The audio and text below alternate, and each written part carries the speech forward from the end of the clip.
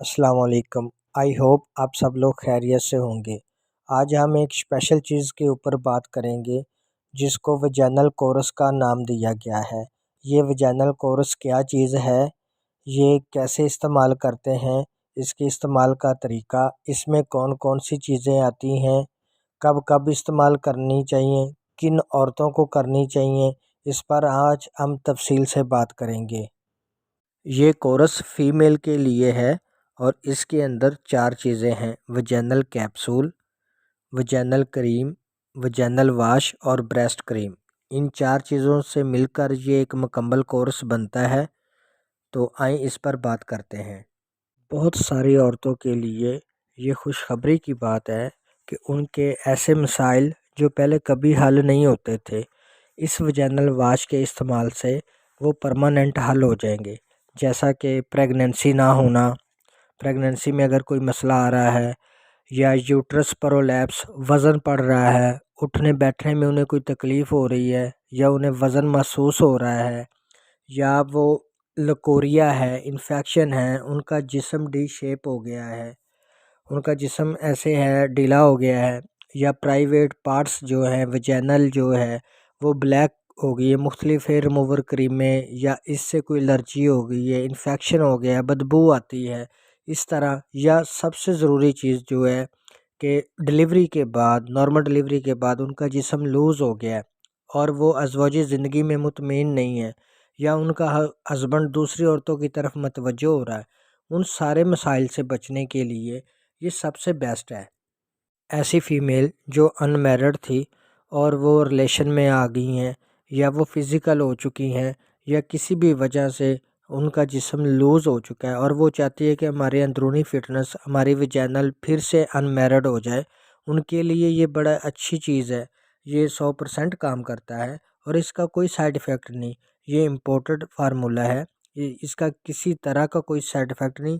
ये फार्मास्यूटिकल कंपनियाँ बनाती हैं, इसमें कोई चीज़ भी लोकल नहीं है और कोई भी ऐसी वैसी चीज़ नहीं है जो कि आपके प्राइवेट पार्ट को नुकसान कर। ऐसी फ़ीमेल जो अपनी पर्सनल लाइफ को लेकर परेशान हैं, या वो चाहती हैं कि उनका हस्बैंड उनको पहले की तरह ही रखे और पहले की तरह ही उनकी केयर करे, या वो वक़्त से पहले बुढ़ापा फ़ील कर रही हैं, या वो महसूस करती हैं कि वो बूढ़ी हो गई हैं, या वो अपने हस्बैंड को पूरी तरह टाइम नहीं दे पा रही, या इन्फेक्शन हो गया किसी भी किस्म का, लकोरिया है, पर्सनल हाइजीन का ख्याल नहीं किया, जिस्म ब्लैक हो गया है, डी शेप हो गया है, या पानी पड़ता है, मतलब इस तरह की कोई भी वजूहत है, तो ये बेफ़िक्र होके इस्तेमाल करें। इसमें जो वी-टीन नाम से क्रीम आती है और वी यंग कैप्सूल के नाम से ये 2 चीज़ें यूज़ होती हैं।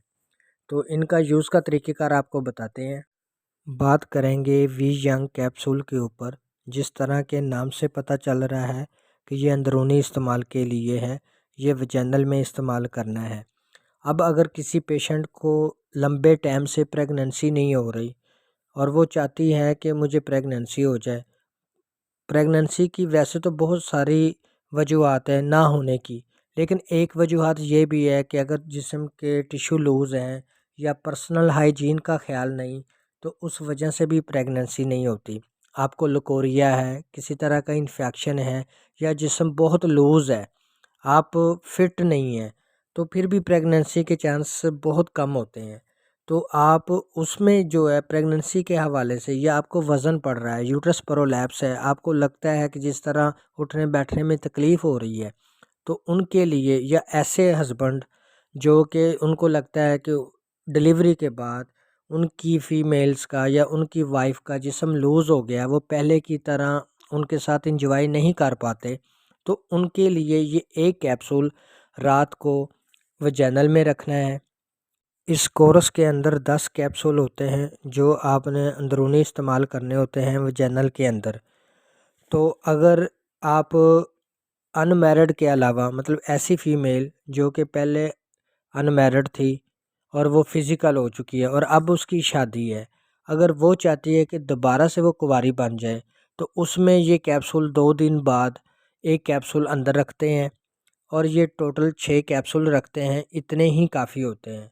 इससे उसका रास्ता, जो अंदरूनी रास्ता है, वजाइनल का रास्ता है, इस कदर वो क्लोज़ हो जाएगा, जिस तरह वो पहले अनमैरिड में होता है, वन फिंगर पे वो उनका रास्ता आ जाएगा।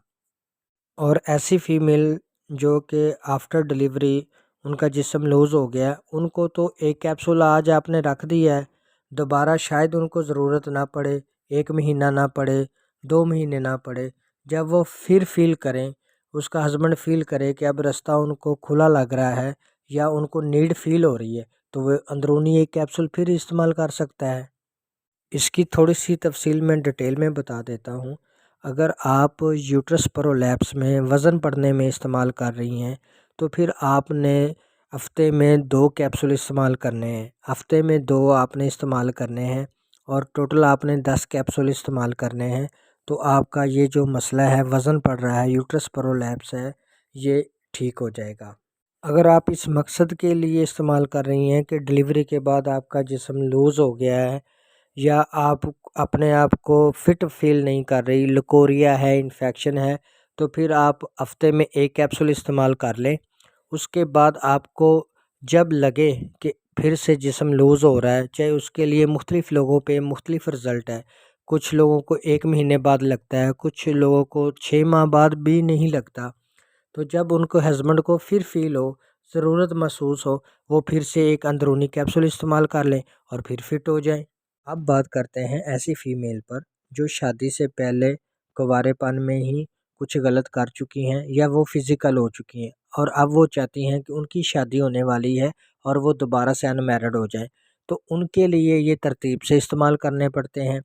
उनके लिए 2 दिन बाद एक कैप्सूल इस्तेमाल करना पड़ता है अंदरूनी तौर पे, फिर वेजाइनल क्रीम लगानी पड़ती है क्योंकि अनमैरिड है। जब अनमैरिड के साथ फर्स्ट टाइम इंटरकोर्स होता है या वो फ़िज़िकल होती है, तो उसकी बॉडी पे काफ़ी इफ़ेक्ट आते हैं। उनके ब्रेस्ट भी लूज़ हो जाते हैं, अंदरूनी जिस्म भी डी शेप हो जाता है, बैरूनी जिस्म भी डी शेप हो जाता है। तो उनको अनमैरिड करने के लिए ये कंप्लीट कोर्स इस्तेमाल उसकी शादी को मद्देनज़र रखते हुए ये कोर्स एडवाइस किया जाता है।